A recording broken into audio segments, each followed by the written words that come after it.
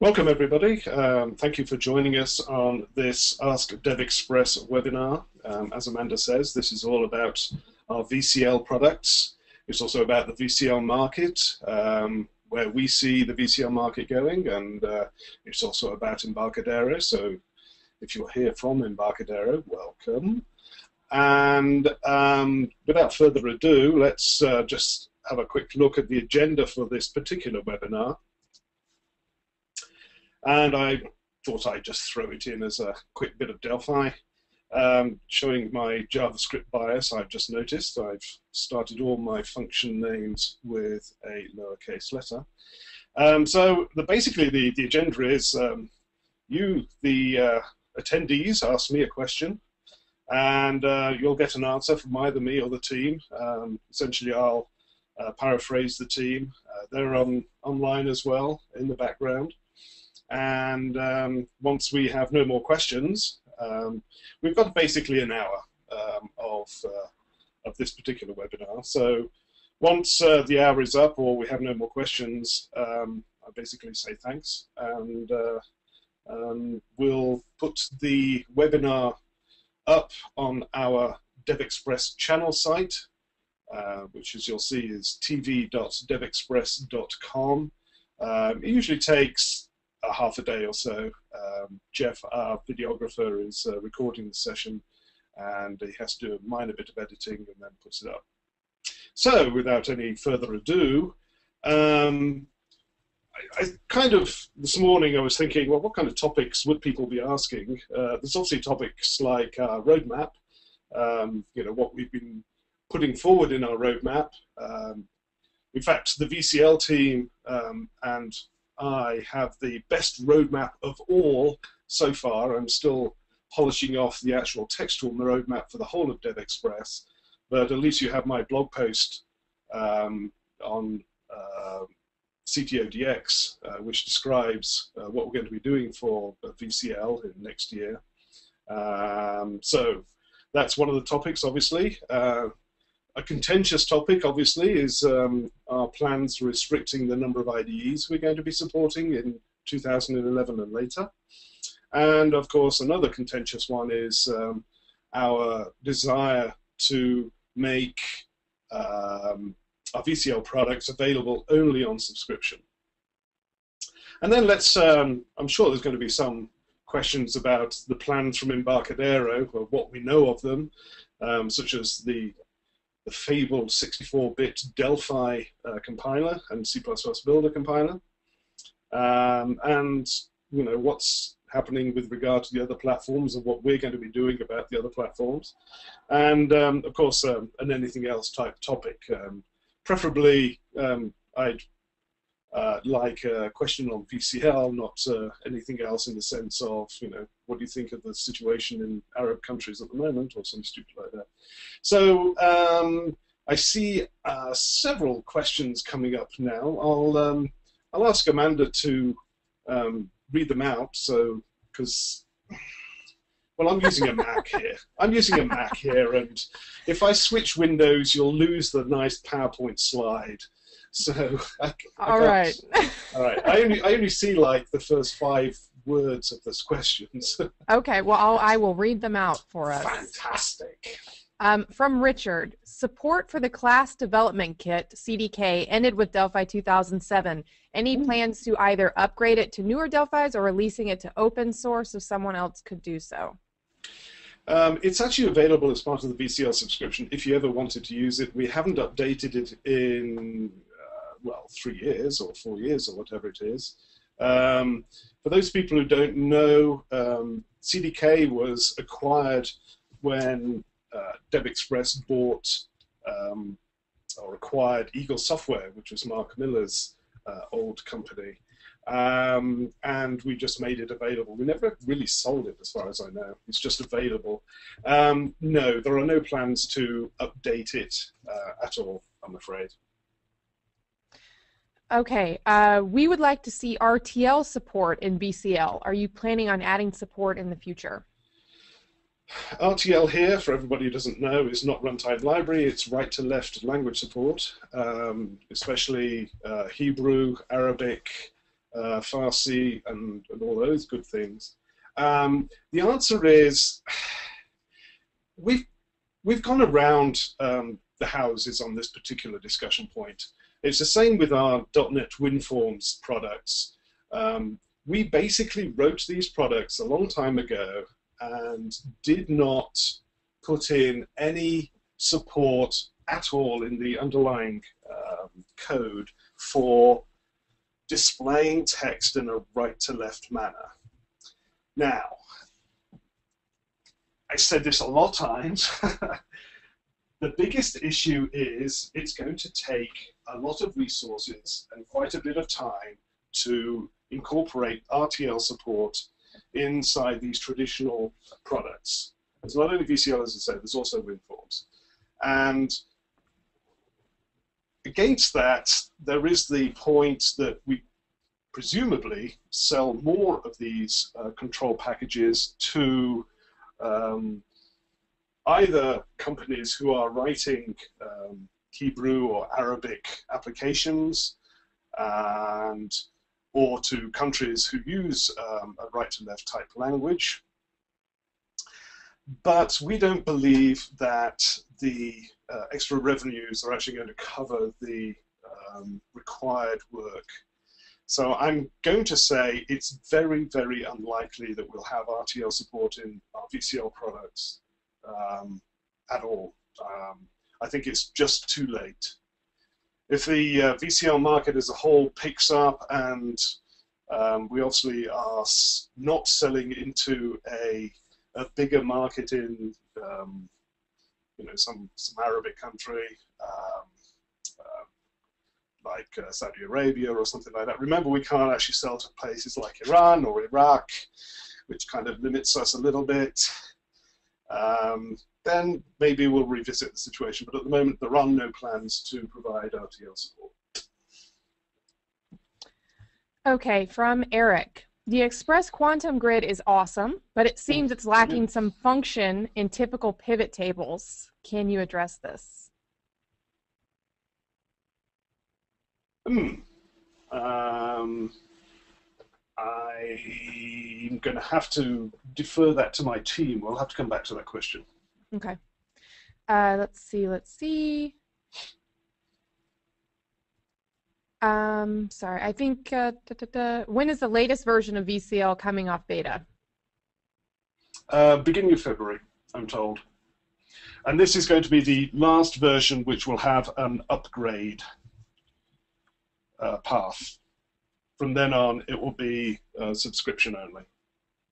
So Quantum Grid 7, Express Bars 7 as well, and a couple of the other products were coming out of beta. They've been in beta for 6 to 9 months. So they'll be coming out of beta.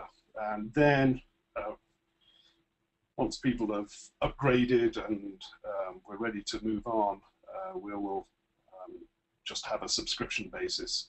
We've still got to, just to let everyone know, we've still got to work out the, if you like, the upgrade pricing to go from, say you have Express Quantum Grid and you want to have the grid subscription, how much that will cost. We've still got to do that. In fact, that reminds me, I've got to talk to our management team about it.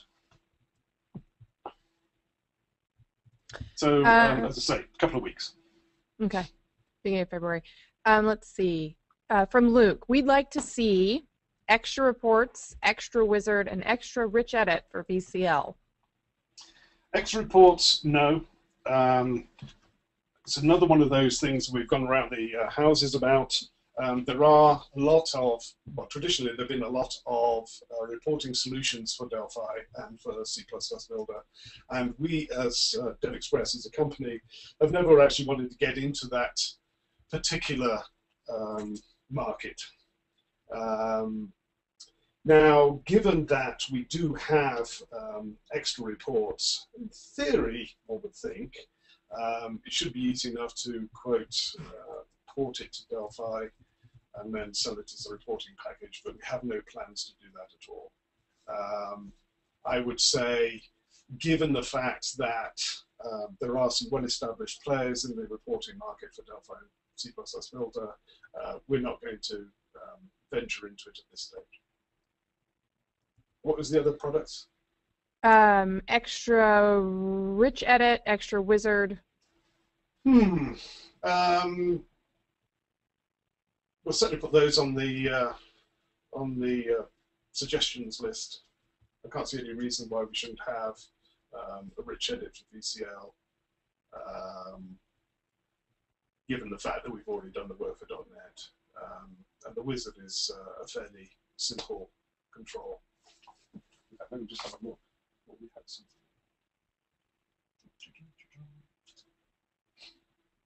No, that's it. Okay, next. Okay. Let's see. Perhaps the roadmap should reflect this. Oh, sorry, that's a question we're answering behind the scenes. Let's see. The scheduler suite is awesome, except that if the schedule is stored in a database and is extensive, it takes a long time to load. Is this primarily because of repetitive events? Can anything other than the already suggested techniques be done to improve performance? The scheduler suite.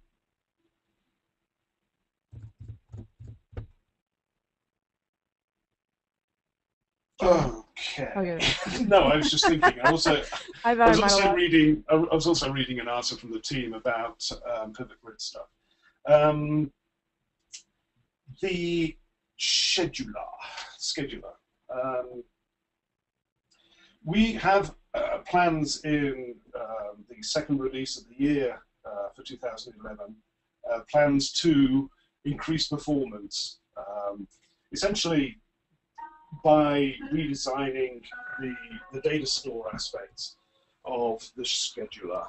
So there are plans afoot to improve the performance. Yes, we recognize that performance is not as good as it should be, so we do have plans in the second release of the year to release a scheduler with increased performance.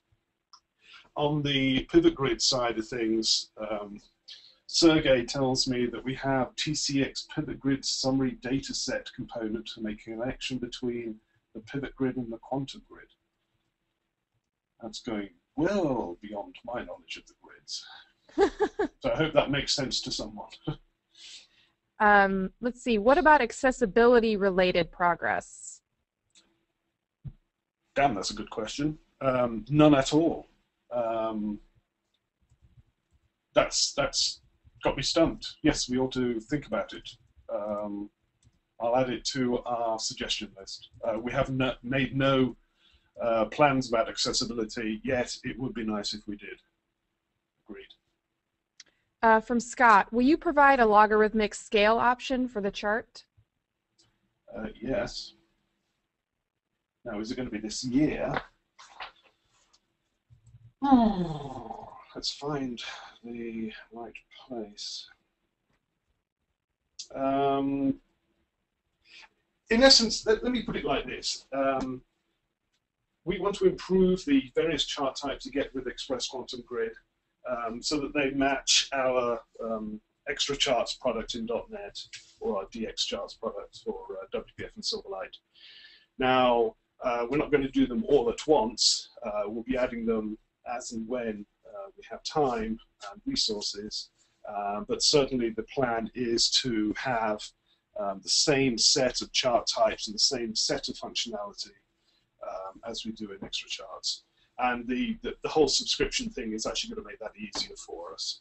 So I don't recall an item in the roadmap for this year to have log axes, but it's certainly something we'll be considering in the future, yes. Let's see. What about Gages? .NET ones look amazing. .NET ones look amazing. Well, yeah, because it's like WPF Lite. No plans at the moment. Okay. Let's see. Will the new ribbon control have any built-in print dialog or other common functionality displayed in the Microsoft Office products? From Robert. No. The team already answered that for me. No, they say. Oh, there I see them answering that. Related to accessibility, would a skin that was black or white, related to accessibility, a skin that is black and white for visually impaired? Yes, I mean that's only part of the accessibility option. Is for people who don't have optimal eyesight, having a high contrast skin is great. That's a good first step, and all the rest of it. But it's not just the only thing about accessibility. There's the accessibility in the fact that we ought to have support for Windows narration, for example. You know, the controls actually narrate themselves to the user. That part is the hardest part, I would say, because we have to provide support for something which I seem to remember seeing a .NET SDK, but I don't remember seeing a Win32 SDK or Win64 SDK thing for. I presume it's there, but I don't remember it. So yes, a skin which was high contrast black-white would be great.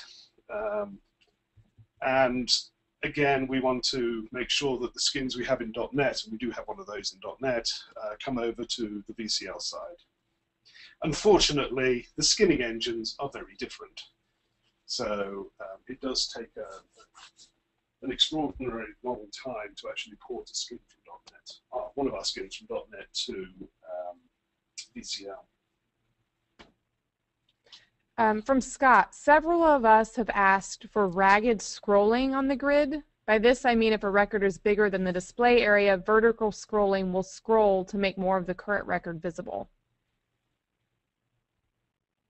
I think I know what you mean, but I don't know the answer. So let me ask my team to give me some kind of answer for that one. Okay. Let's see. Will there be any books about VCL released in the near future? No. I mean, the thing is, yeah, the book market is horrible. It's terrible. It's going downhill fast. And I can't see us. We did do an experiment last year where we basically produced professional DevExpress ASP.NET controls with rocks, which was fun to do. I did a couple of chapters in that, but we have no plans to extend that to A, any more .NET books, or B, VCL. Unless, I suppose, we pay Marco Cantu a lot of money so he writes one for us. I don't know. But no. Let's see. Do you have any plans to acquire or build a graphics suite? Graphics suite, like lead tools? Like high components, I think is what? Give me more information about what you mean by graphics suite. If you mean some kind of suite for manipulating images and displaying images, then the answer is no. Let's see. When will Express Pivot Grid have the same features of the extra Pivot Grid? For example, running total fields, compact layouts, unbound expression fields, group filter, tooltip, and so on. We're certainly increasing the level of support for features inside Pivot Grid. So the compact layout, yes. This is in the second release of the year. Yes, we're adding more summary types and all that kind of stuff. So the improvements of Pivot Grid will happen probably throughout the year, but starting at the second release. So yes, some of that, and no, it will be next year. But again, it's one of those things where we'd like to have some kind of parity between our .NET product, our .NET control, and our VCL control. I've said this in the past. It's great for the VCL team because they can let our .NET teams basically find all the hard problems and solve all the hard problems, and all they do is do a port, if you like.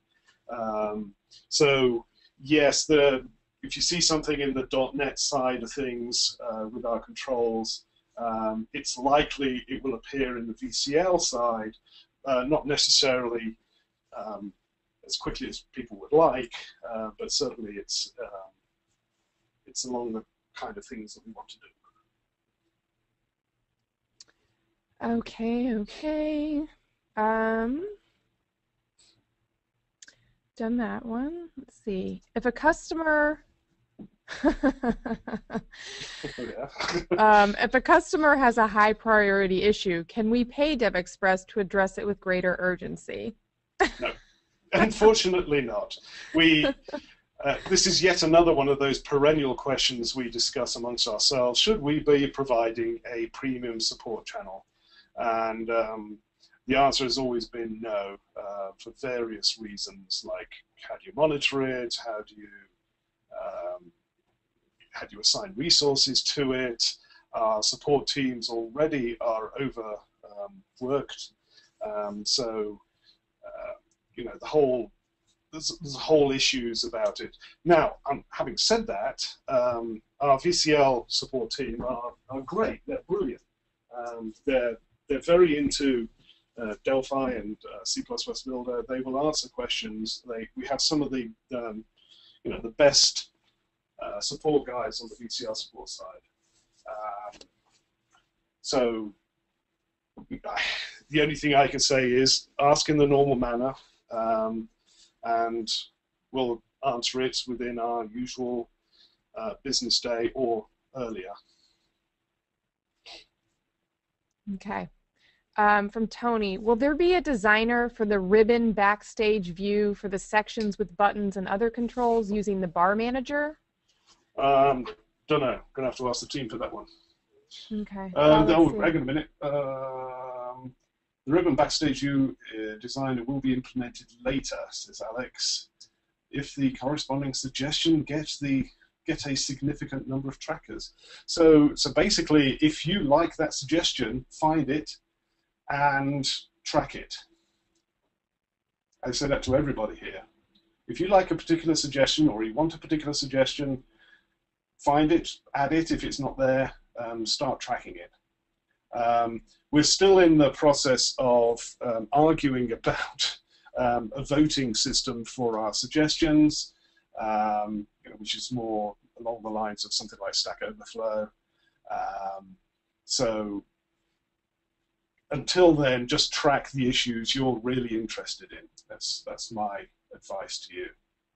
We do look at this kind of stuff. We do look at feedback from customers like yourselves here on this webinar, customers who put forward suggestions.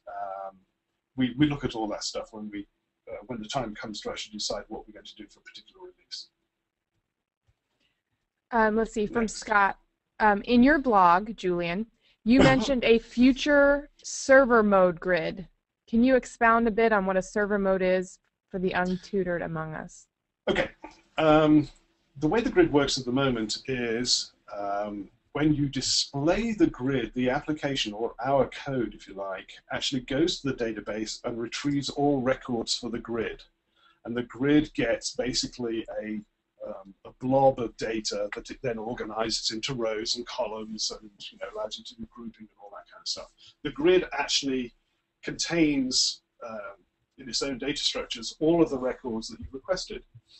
Now, for a data set or a table or a view which has, you know, some tens of records, that's really fast. When the data set, your data source, has, you know, I don't know, 100,000 records, it then becomes extremely slow because those 100,000 records are downloaded to the grid, and the grid then just displays the first page. Server mode is adding the ability to the grid to request only those or only that data it needs to display.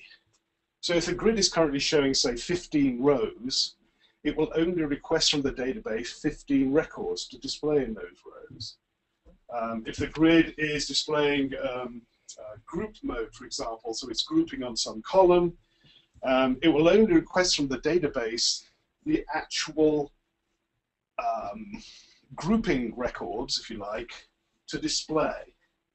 So this is what server mode is all about. It minimizes the amount of data that's passed between the data source, like SQL Server or like Interbase or whatever the heck you're using.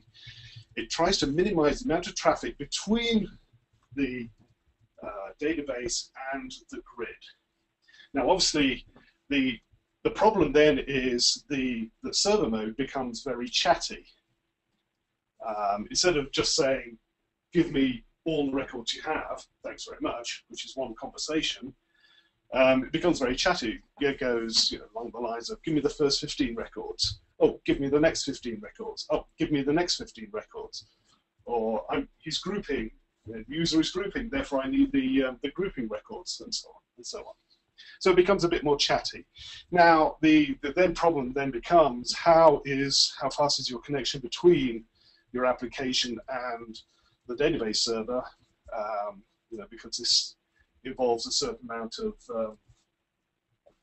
stops and starts. What's the word? I've forgotten the word for it now. Completely left my mind. Latency, that's it. So, when the connection is very slow, this can induce hiccups in the user interface, if you like. You do a page down on the grid, and the grid has to go and get some records, but the link between your PC and the database server is slow. The end user gets these kind of quick slowdowns, and oh, it's back and displaying something. So there's pluses and minuses to everything, but that's essentially what server mode is all about. The grid requests just what it needs to display to the end user. Next. Yes. Let's see. How come there are so few videos about VCL on tv.devexpress.com? Because, in essence, we don't have a dedicated evangelist, apart from yours truly, to create those videos. I've been in conversation with Ray, my boss, the owner of the company, to actually hire a VCL evangelist, and we're certainly thinking about it, and that's going to be essentially the only way we can get more videos onto our own channel, is to have a dedicated evangelist for VCL. Okay. Let's see. Would also like a dialogue component similar to JS dialogue that use skins, etc. Similar to JS dialogue, I don't know it. jedsoftware.com. I don't know. If that helps you at all. Don't know. Okay. Will there be any new development for VCL? It sounds as if you will just be performing updates on existing products. Well, yes and no. I mean, it's all new development. It's not like the VCL team are just sitting back on in their seats and, uncommenting out a bunch of functionality that we wrote 10 years ago. No, there's new development happening on the VCL side. Now, will we actually produce any new major controls or major products? The answer is probably going to be no. Like it or not, the VCL market as a whole is fairly static. He says, do you see this market as stagnating? We don't see it as stagnating. We don't see the same throughput, if you like, of new stuff appearing in the Delphi C++ Builder area as we do in, say, .NET. The team at Embarcadero is orders of magnitude smaller than the team at Microsoft. Let's put it like that. The poor guys are, trying to produce, 64-bit Delphi and C++ Builder. They're trying to produce possibly a new version of the compiler which will work on Linux and Mac. But there's only, I don't know how many, but it's not as many as there are in DevDiv at Microsoft. So the problem is we do get an uptick in our sales, for example, when a new release of the IDE comes out. But it's just an uptick, and then it goes back to the kind of background level. Don't know. We do well enough to support a VCL team, but we can't produce major new controls, not without more people, and I don't see the market as supporting that yet. Okay, let's see. From Ron, ribbon control merging was put on the accepted release TBD list in February 2010. Any idea when we might see this? No, I don't. Our problem is with our support center, if you like, is we don't have too fine a control over how we flag suggestions and issues. So the accepted TBD is this kind of catch-all of, yeah, we think it's a great idea, we'd love to do it, all the way through to, my God, we've got to do this right now. So some of these things just appear as, this will be a great idea, but we don't have the resources or time or money to do it now. We'll keep it on the back burner, and if we do get to a particular point where we do have time, resources, and money, then we'll do it. Unfortunately, everything gets thrown into the catch-all. Okay. What about a VCL component library for mail merging?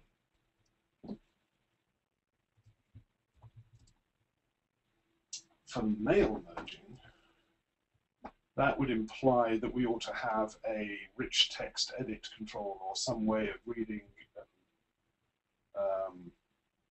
doing RTF. Not in the plans, I'm afraid. Okay, let's see. Is Delphi XE2 available in the third quarter of 2012? Will you have enough time to have the DevX components ready, assuming you get a hold of the IDE soon? XE2 in 2012? Mm-hmm. Oh. I was under the impression that we're going to produce something in 2011.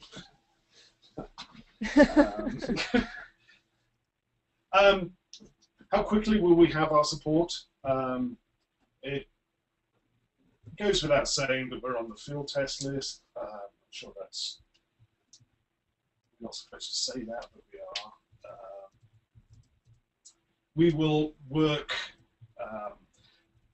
See, the whole thing is, right, let's go back and let me pontificate about subscriptions. The whole point about subscriptions is we can apply changes across our product line instead of just having to concentrate on individual products.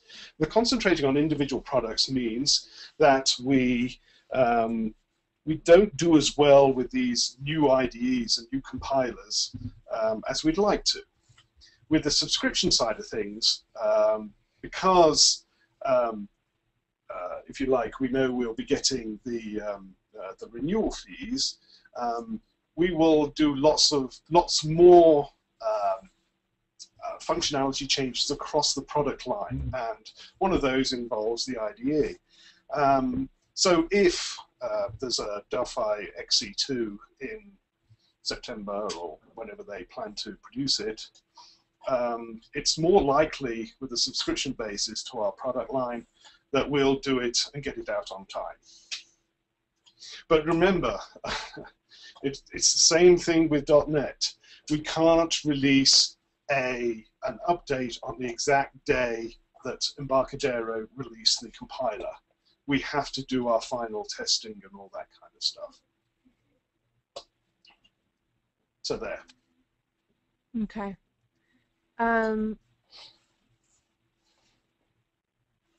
Let's see. Any thoughts regarding an XML library and more XML support within the suite in general? From Paul.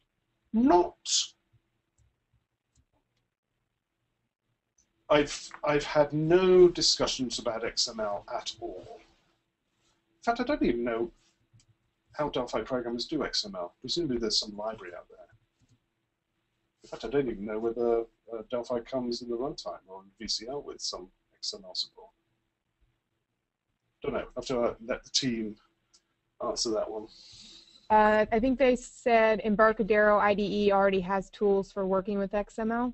True.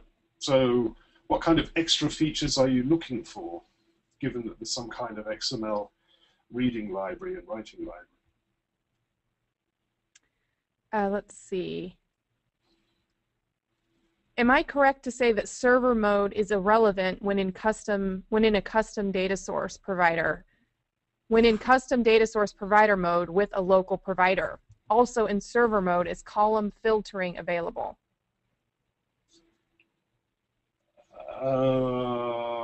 Let the team sort that one out.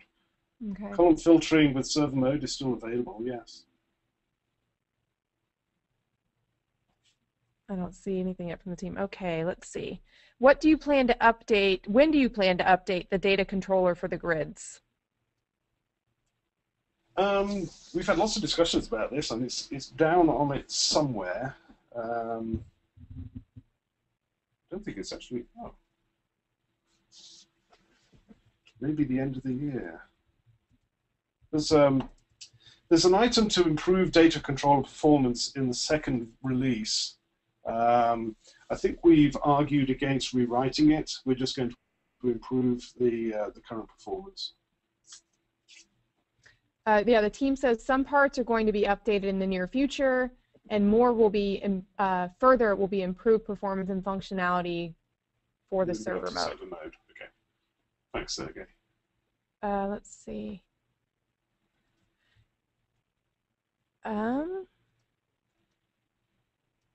I'm guessing I'm not the only customer who finds and reports bugs in current releases. Is there or can there be an easy-to-review list of reported bugs in the current release? I thought Support Center allowed you to filter by...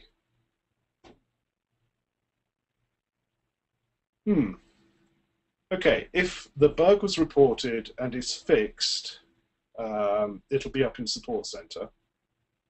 I have to play around with Support Center. I thought there was a way to actually filter. So I think the team has answered this way back in the.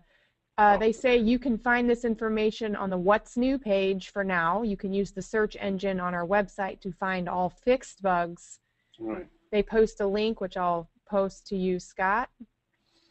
And in the status column, filter dropdown, select the processed or fixed value. So I'll send that to you all. Cool. Thanks, Amanda. Let's see. Is it or will it be possible? You may have already addressed this. To use an XML document as a data source within a CX grid.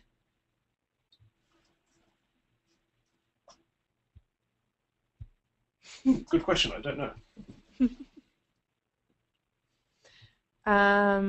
Can we ever get an image index property for a grid cell to display images from TCX image list? I'll have to ask the team to answer that one. Okay. Don't know.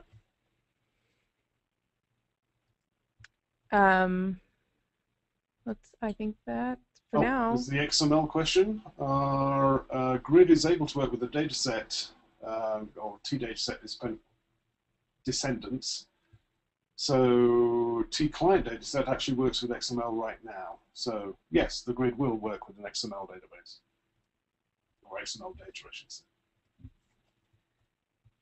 Great. That's Sergey. Thanks, Sergey. And for now, I think that's it. Wow. Pretty cool. We've been going for what, 40 minutes? So 45 minutes or so. So we have a cost question that came in. I'm already a VCL subscriber. Will the renewal price be changing when you go to an all subscription business model? We haven't decided on pricing, whether upgrades from individual products on a subscription basis. There are no plans to reduce or increase our prices for the actual all-encompassing VCL subscription, either the full price or the renewal price.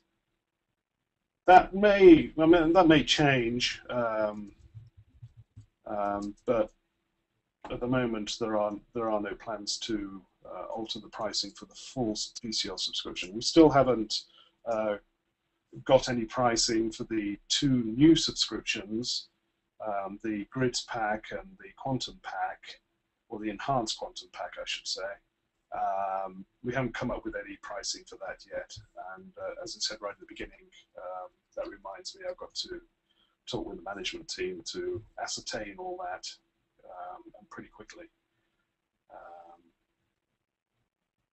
So it's about as good as I can do on that question.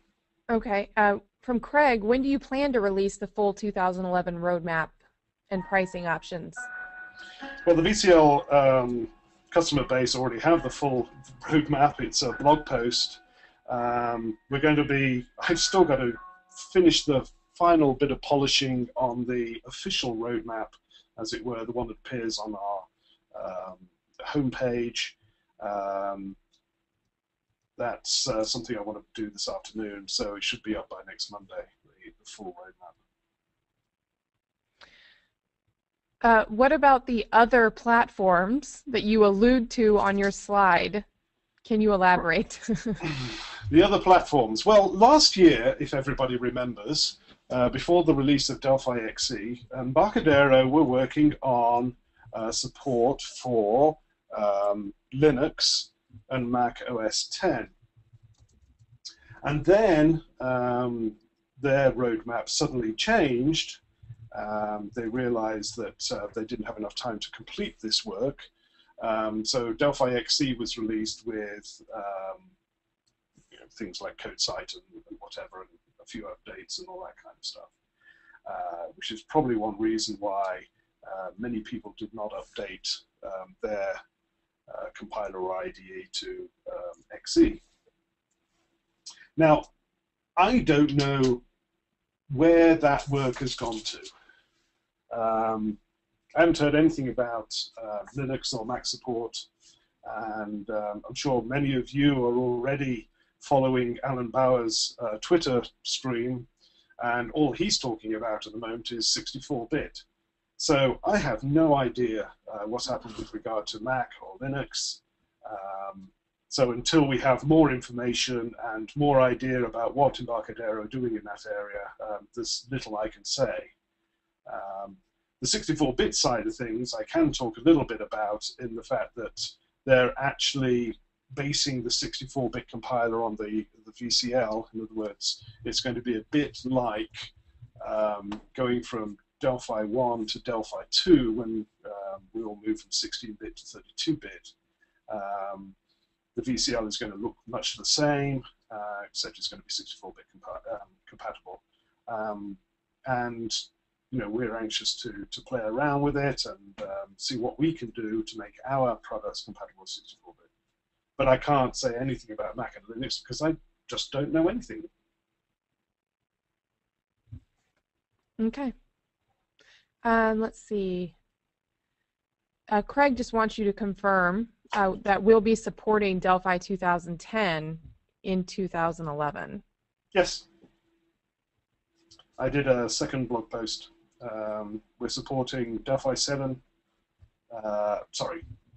Delphi 7, C++ Builder 7, so that era, the 2007 version of the IDE, the 2010 versions of the IDE, and the XE version of the IDE.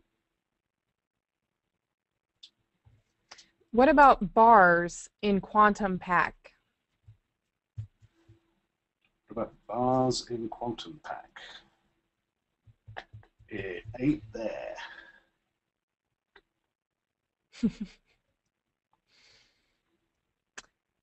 Thomas Livingston says a podcast at Delphi will have a 1-hour interview with Alan coming up on Mac. I thought the first. Oh, really? Oh, it's actually on the Mac. Oh, cool. I know he had a 2-part podcast with Alan, Jim McKeith, and I haven't actually listened to the first part yet, but I didn't realize the second part was about other platforms. So I shall be sure to listen in. Yeah, so the first part. Else, go to delphi.org and watch the podcast or listen to them. Okay. That's it for the questions. Okie dokie.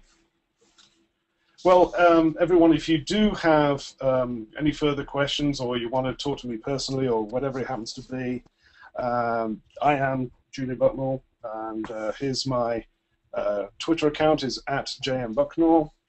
My email address is julianb@devexpress.com, and you can view any and all of my blog posts at devexpress.com/Julian.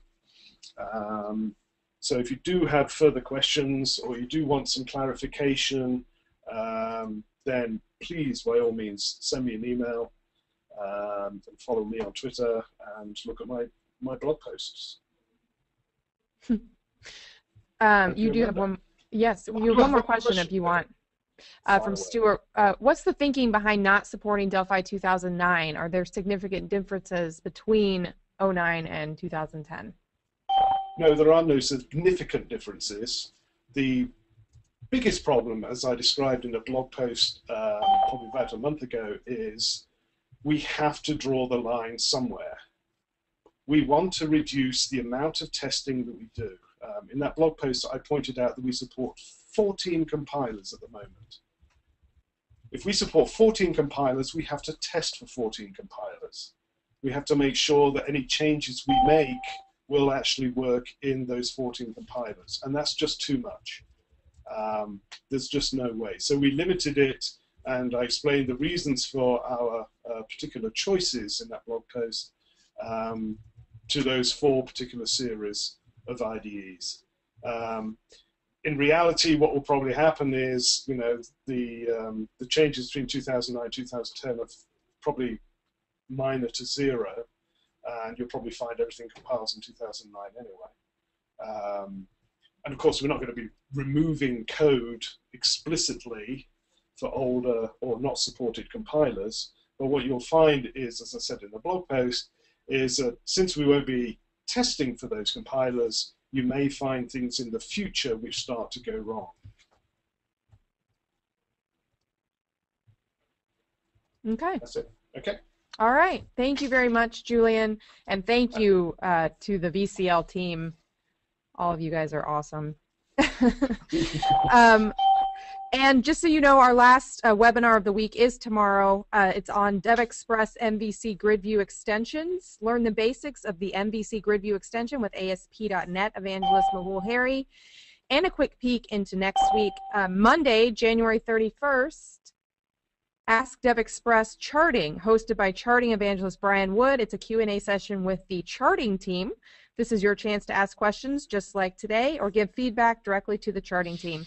And Tuesday at 10 a.m. Pacific Standard Time, Ask DevExpress, reporting with reporting evangelist Seth Juarez and the DevExpress reports team. And Tuesday at noon Pacific Standard Time, using CodeRush in WPF and Silverlight, Mark Miller and Rory Becker reveal how to accelerate your WPF and Silverlight development with CodeRush. We also have a code camp this weekend if you live in this area out in California. SoCal Code Camp is this weekend, January 29th and 30th at Cal State University Fullerton in Fullerton, California. The DevExpress team will be there flying the community flag, so if you're in the area or attending, stop by the booth to chat with Mehul, Seth, Brian, and Woody. And February 12th, Analytics Evangelist Woody Pewitt and Reporting Evangelist Seth Juarez will be in Fort Lauderdale for the South Florida Code Camp. And March 4th and 5th, they'll also be at the Dallas Day of .NET. They really get around. Wow. And also, we just want to let you know that if you haven't already, please vote for Seth Juarez. He's our reporting guy for his Mix 11 session on machine learning for .NET. I'm going to post the URL that you can vote for him there. Have you ever wondered how the big boys suggest books, friends, movies, etc.? How do they know who you're most like on dating sites? This session will demystify the main aspects of machine learning that will empower every developer to harness the power of artificial intelligence to do amazing things on their sites. Well, there we go. I know, the really important stuff. Yeah. Yes. So I'll post that URL for you guys to vote for Seth's talk at Mix 11. So thank you all for being here. Thank you so much, Julian and the VCL team. Thank you to our attendees and our customers, and thanks for choosing DevExpress.